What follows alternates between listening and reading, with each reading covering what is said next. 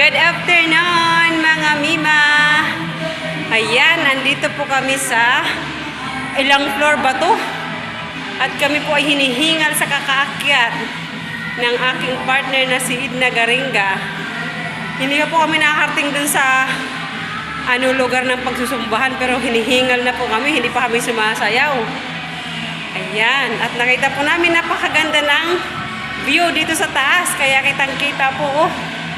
Parang nasa na po kami. Nasa Cloud9 ng Antipolo. Ayan.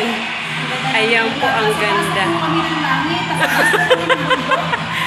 Ayan mga Mima, oh. Isang akyat pa kami bago makarating sa Sumba.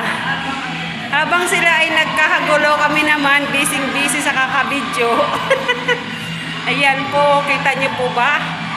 Ang ganda.